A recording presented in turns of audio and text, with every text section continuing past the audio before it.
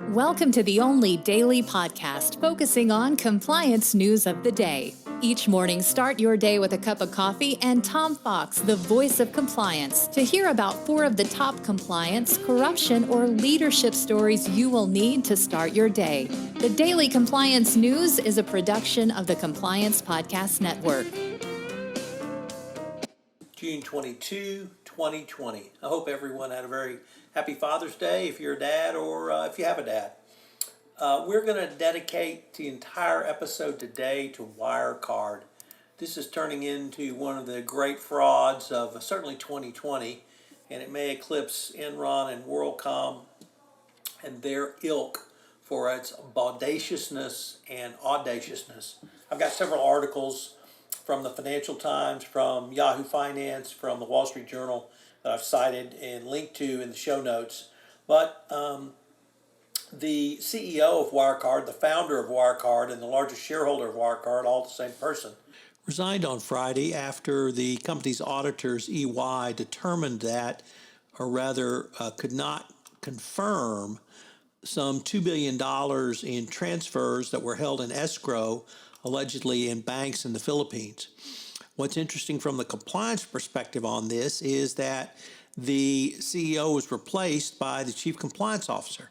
The chief compliance officer had been with the bank for all of 24 hours. So that tells you how bad this is. But it even got worse over the weekend when it was reported that the central bank in the Philippines said that the money that was allegedly held in escrow actually never entered the country.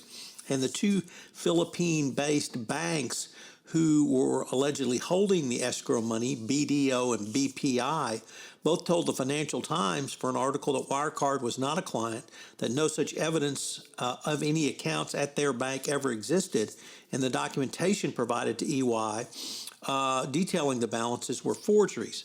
Now, these fake documents were provided by Wirecard, so you have to ask who at Wirecard was in on this fraud.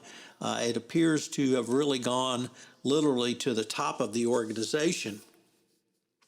In April, KPMG's work said it did not receive independent bank confirmations to validate $1 billion of cash balances, and the trustee responsible for the accounts had abruptly cut ties to Wirecard. That was back in April.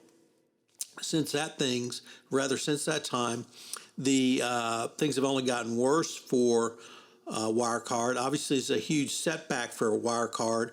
The Philippine bank BPI said it believed the fake certificates were created with the help of a junior employee at one of its institutions who has now been suspended. But the bank claims that there is no evidence that these accounts ever existed. Another reason for an effective compliance program, short sellers. Wirecard has been bedeviled by short sellers for multiple years now, and it turns out, of course, they were all right.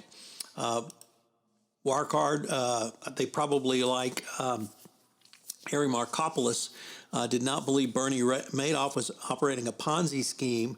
They just thought Markopoulos thought he was front running, but here Wirecard, it looks like, literally just created $2 billion out of fake documents and brought that forward to show the auditors, kudos to EY for discovering this.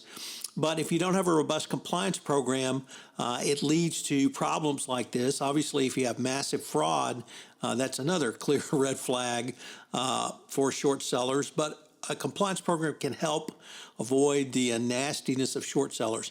This wire fraud case is going to be with us for some period of time, so I hope you will come back for more details. We're going to follow this case pretty closely because there's lots of very interesting angles on this case.